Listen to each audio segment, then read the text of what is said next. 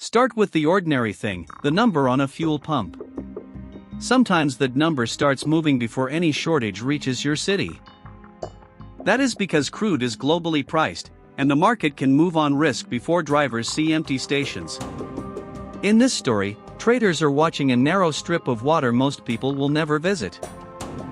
This is the Strait of Hormuz. NASA's MODIS image shows the gap between Iran and the Arabian Peninsula. At its narrowest, NASA describes it as about 21 miles wide, with shipping lanes only about 2 miles wide. That is not an abstract geopolitical label. It is a physical bottleneck.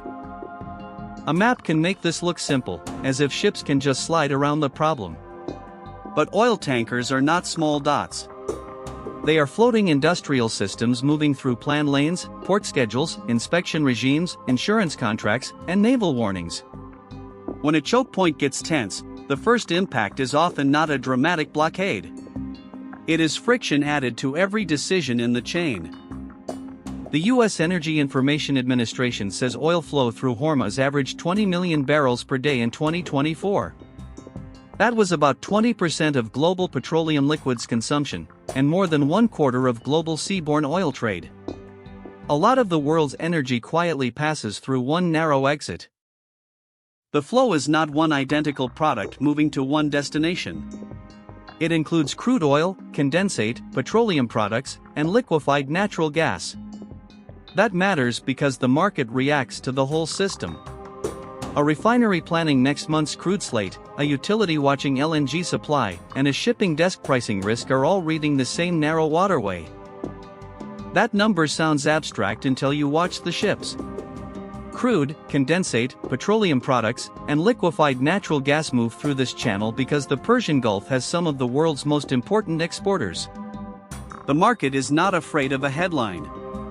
It is afraid of delay, insurance cost, rerouting, and uncertainty.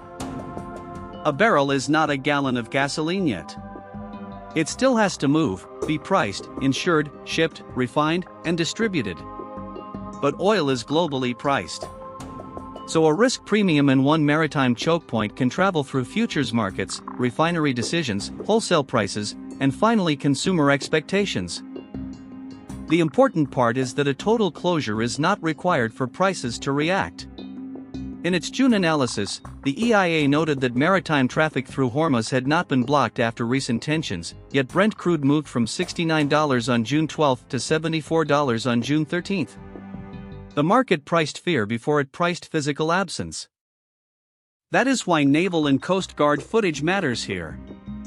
The point is not to make the story look like an action movie.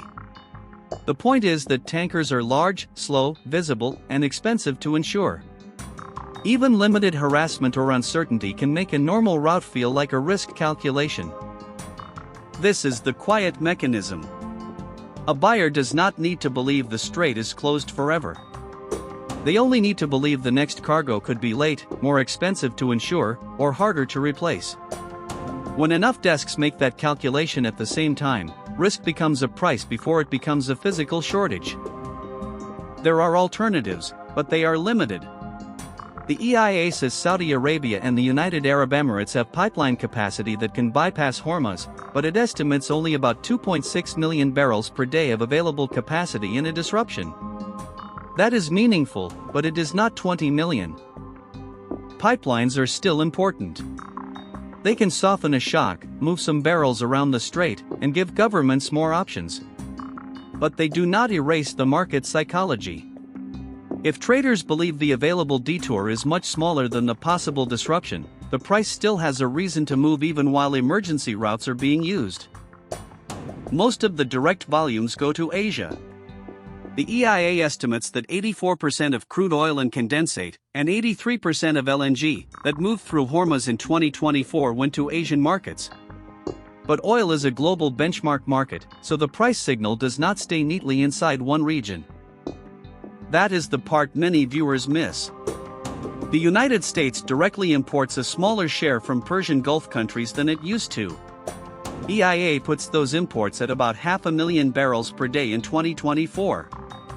But your pump price still listens to global crude benchmarks, not only to the nearest domestic oil field. So what actually breaks in a crisis? It may not be that every ship stops. It may be slower sailings, higher insurance, a rush to secure cargoes, rerouted barrels, nervous refiners, and buyers paying more to avoid being last in line. That is how a narrow exit becomes a wider price shock. This does not mean every tension headline should make consumers panic. It also does not mean oil prices only move for one reason. Demand, inventories, OPEC decisions, currency moves, refinery outages, and speculation all matter. Hormuz is different because it is one of the few places where geography can compress many of those fears into one visible choke point. So the question is not only, will Hormuz close? The sharper question is, how much risk premium can appear before closure? That is why this strait matters to people who never sail through it. Sometimes the most expensive part of a gallon is not the shortage. It is the fear that a shortage might be next.